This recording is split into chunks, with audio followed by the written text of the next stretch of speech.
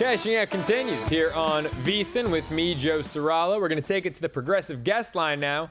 Welcoming our good friend. All he does is give out DFS winners, Thursday night props, their money too. We'll get to those here shortly. It's our friend Tony Cutillo. Follow him on Twitter at Rise with Tony. Tony, how you doing tonight, man? Excited to have you on. Yeah, man, I'm doing fantastic, buddy. How are you? I'm great. I mean, look, hey, the Mets just got Juan Soto. We're rumored as the favorites for Garrett Crochet, who I see your hat hanging there. I know the Phillies want Crochet, might not have enough to get him. Are the Phillies, is anyone awake there in the city of brotherly love? Do they know free agency started? Hey, listen, man, when you have a team full of superstars already, it's really hard to add more to the mix. You know what I mean? So yeah, got them bounced in the NLDS, those superstars. Tony, come on, man. Well, listen, I'll be honest with you. I'm not a Garrett Crochet fan. I'm not trumping the horn for Garrett Crochet. I don't like guys with shoulder injuries. I'm just saying they want a lot for him, and I listen. I hope he works out, but I'm not a big Crochet guy. I love this kid. I mean, look, the sad truth is, and we could have this discussion off air another day about the direction that pitching has gone in this league. As a former pitcher myself, I hate it. We're developing throwers, not pitchers. Everyone's got the expectation to throw 100 when they make it to the pros, and it's shortening careers. You're getting 3 years of, flash in the pan guys. Matt Harvey was going to be all everything. What happened to him? Noah Syndergaard was going to be all everything. What happened to him? Right now, he's a nobody. I met Syndergaard when I had first moved to LA. They were doing an all-star promotion, and I went to meet him in Santa Monica. There was no line. Tony, I walked in, I walked up, I walked out in under 5 minutes. Like, he was all everything in New York a few years prior. By the All-Star game in 2022, he was a nobody. So there is a problem with pitching, and I get the concerns, but nowadays everyone's got a shoulder injury. I love Crochet. To me, his stuff is so worth going out there and getting. I'm just waiting for the Phillies to do something. Mets, Yankees, seemingly everyone else. But Tony, you're here to give out winners. Let's talk daily fantasy, man. Last week's quarterback situation. I'll give you a mulligan. You've been so spot on. I'll give you a do-over on that one. I never bet on Will Levis. Come on. Come on. I hope you're done. I hope you can kick Levis to the curb like an ex whose number you delete. I mean, that's what he's a joke. All right. Listen, it all depends. I might want to use him back again another day. So you just never know. I don't want to delete him yet. You know what I mean? I'm just saying. And listen, for the deleted, audience blocked. He's done. Well, for the audience out there, please understand too. I mean, we're taking guys within that $5,000 to $6,000 range, right? I'm trying to hit, and usually we do. Last week, mulligan. This week, feeling good again, Joe. I'm going to go to our boy Drake Maye, going up against Arizona, 5,600. There's a lot of good things to love about Drake Maye this week. Number one, his attempts. I'll tell people all the time, I don't worry about the analytics much. I just worry about the volume. Give me the volume. Like when I bet a three-pointer for a guy for three-pointers made, I don't care how many he's made. Just tell me he's attempted 8 to 10 every game. I'm in, right? So last 3 weeks, 30 plus or more for Drake Maye. And by the way, in the last 6 weeks, he's averaging 34 yards per game on the ground, and he has scored 3 touchdowns. So against Arizona, who I don't think anybody knows who Arizona is right now, I like Drake Maye a lot.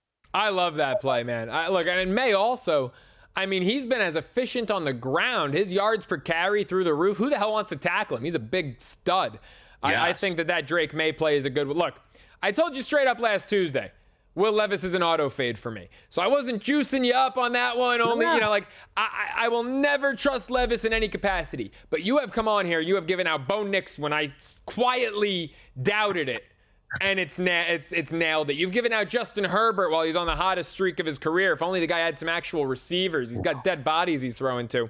But Herbert's looked fantastic. You've given out a lot of great value quarterback plays. So I like to bust your chops over the one miss, but that's frankly the truth. It's one miss. A lot of winners sprinkled in there. I mentioned Herbert.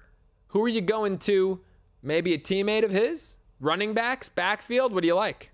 Yeah, man. There's a lot in this game against Tampa Bay, right? It's like the team that you're going to target. Tampa Bay and Cincinnati, and now actually Cleveland, right? These are 3 teams that can't stop anybody. So you got no J.K. Dobbins. And listen, prayers up. Thankfully, he didn't tear anything, so it looks like he will be back this year. But just a little rest and rehab. But Gus Edwards, listen, I know they have Vidal out there, but Edwards is the guy. Edwards looks really good. He's the red zone guy, and he's 5,300. He scored last week, and you get a lot of red zone opportunities with Justin Herbert throwing the ball 30 to 35 times, and they're not having a lot of efficiency within the red zone, in the passing game. So you're going to get a little more Gus bust. And like I said, man, Tampa Bay, just a terrible, terrible defense right now. So I'm all in on Gus at 5,300. And you're double dipping. You got another Charger in here at a different position. Who else in this offense you riding with? Yeah, listen, this guy's really fixed himself, man. Like, when McConkey was out, it was like, who's going to step up? Is it going to be Joshua Palmer, or is it going to be Quentin Johnson? Listen, I like Palmer, but Quentin Johnson's the high draft pick. He's the guy that they put all the eggs in the basket for, right? He couldn't hold on to a ball. Well, finally, he fixed the drops, and he became a really big-time target in that game, and I like it to carry over against a very suspect secondary for Tampa Bay. He's only $5,000. Listen, I'm telling you, when you can get a number one wide receiver, and obviously I don't know if McConkey's going to play or not. I'm going to assume that he's not. I heard they're going to rest him for a few weeks. 5,000 for a wide receiver one with Justin Herbert throwing the ball against the worst defense in football. Sign me up. I'll tell you, that'd be crazy. If McConkey plays, I'm curious what's going to happen to this line. It's 3 across the board. I love Tampa, and I love them on the road. I always talk about how good of a road covered team they are. I believe they've covered 12 of 16 on the road now. But if McConkey plays, I'm going to probably wish I took this LA lay-in 3, because that might move from a 3 to a 4 if he gets announced here. All right, let's go back to running backs. Here's a name you don't see a lot. Who else? We're looking at a value in the 4,000s here. Do you like in addition to Gus Edwards? Yeah, man. This is, listen, we hit this last week. We hit on Sincere. 4,600, Sincere McCormick from the Raiders. Listen, he gave you double-digit points at under 4,600 DFS. We're going to go there again. Now, last week, Sincere would have had 20+, but he got stopped twice at the goal line. This week, this guy got in last week. He'll get in again. It's Kendra Miller from the New Orleans Saints. Listen, Derek Carr out, right? So you're going to turn over to DiNucci. There's no Taysom Hill, right? So you can't no Vulture out there. Kendra Miller scored last week. DiNucci, I mean, honestly, like, what does that mean? That equals more running for the running back, even with Alvin Kamara. So, and he scored last week, and he was used on 25% of the snaps. That's up by 18%. So he's going to get more clock. And listen, man, a guy that can score for 4,600 in the running back position at this time, I'm all in. Yeah, I love it. I saw the QB news there. DiNucci probably a backup. I'd imagine it's going to be Jake Haener starting no matter what. I'm laying 7 with Washington. I did it this morning. I had Either to. Way. That's going to be 7.5 or 8 soon. I had to get that number while it's still out there. Give me 2 more receivers you got. We already got Quentin Johnston out of the way. Who else do you like? Yeah, this is a total gut call, this one. And it's a really, really bargain play. And it's Tyler Boyd, 3,500 against Cincinnati, right? The Cincinnati revenge game.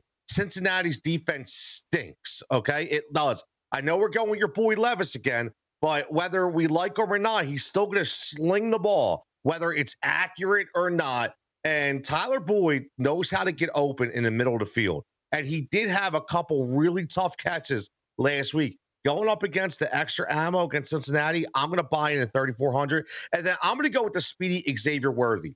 Xavier Worthy has really come on for the Kansas City Chiefs. He keeps getting more targets. He's in double digits the last 4 weeks without even scoring a touchdown at times. Cleveland can't cover anybody. And one thing Andy Reid has been able to do over his years is take a really, really good, speedy receiver and make him into an elite weapon. Remember Deshaun Jackson?